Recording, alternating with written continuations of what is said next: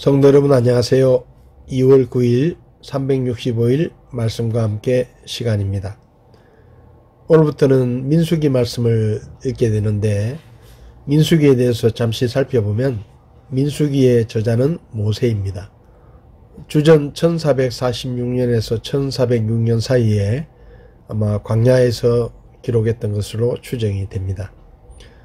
민수기의 기록 목적은 광야에서의 여정을 보여주므로 이스라엘을 인도하시는 분이 하나님이심을 밝히기 위해서 기록이 되었고, 불순종에 따른 하나님의 심판을 보여주므로 순종이 얼마나 중요한지를 강조하기 위해서 기록되었습니다.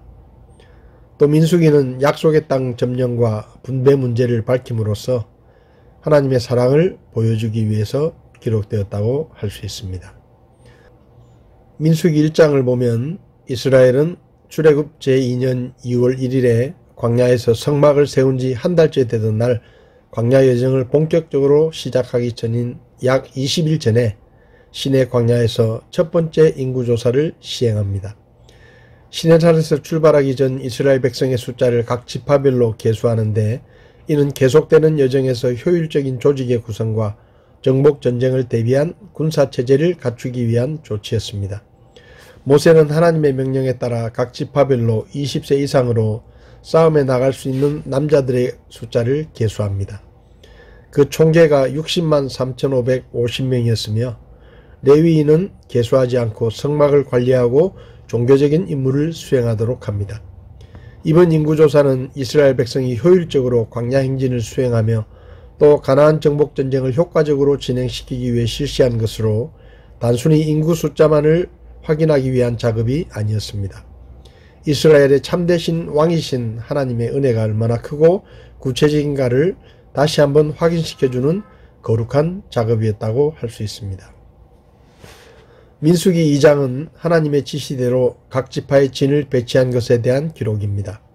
성막을 중심으로 성막의 동편에는 유다를 비롯한 이사갈, 스불론 지파가 배치되었고, 남쪽에는 르우벤, 시므온, 갓 지파가 배치되었습니다.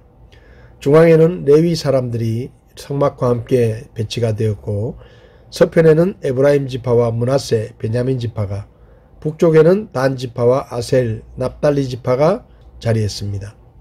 이후로 이스라엘은 각 지파의 배치대로 모든 행군을 시작합니다.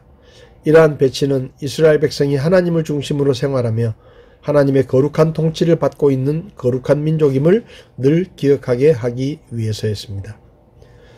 3장에서는 인구조사에서 제외된 레위인들의 임무와 계수 내용이 기록됩니다. 이스라엘 백성 전체 인구조사와 하나님의 임재처소인 성막을 중심으로 한 이스라엘 각 지파의 진 배치 장면을 소개한 데 이어 성막에서 봉사하게 될 아론 자손과 레위인들의 거룩한 임무가 소개됩니다. 하나님께서는 레위 지파를 구별하여 하나님의 것으로 선포하고 성막을 위한 임무를 수행하게 하셨습니다.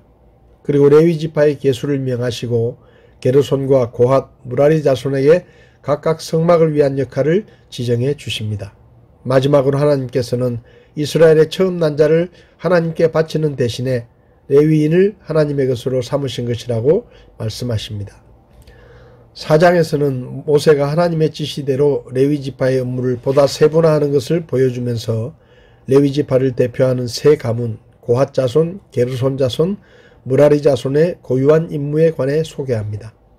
그 중에서도 특히 30세에서 50세의 남자만을 계수하는데, 이는 성막에서 봉사할 수 있는 숫자를 파악하기 위해서였습니다.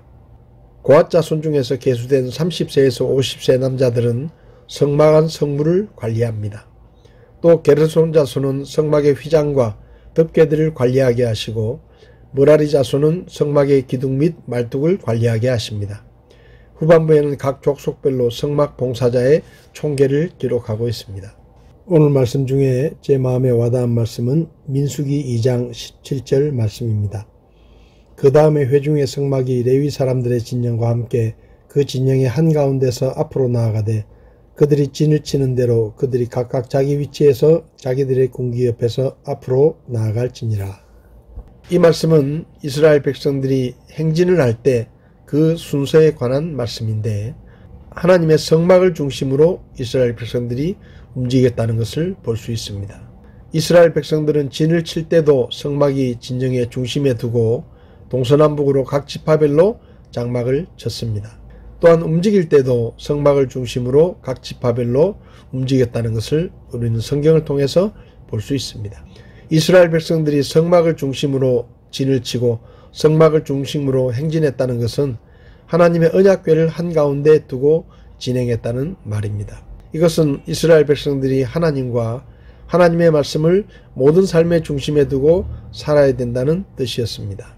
하나님께서 성막을 중심에 두고 진을 치라고 하시고 행진할 때도 성막을 중심에 두고 행진하라고 하신 것은 이스라엘 백성들의 중심이 하나님이라는 것을 가르쳐 주시기 위해서였습니다. 성도 여러분, 우리의 삶 속에서도 하나님은 우리의 중심이 되어야 합니다. 우리는 하나님과 하나님의 말씀을 중심으로 매일매일 매 순간마다 선택하고 살아야 할 것입니다. 오늘 하루도 하나님을 중심에 두고 하나님 중심주의의 삶을 사는 저와 여러분들이 될 수 있기를 바랍니다. 2월 9일 365일 말씀과 함께 이 시간 시청해 주셔서 감사합니다.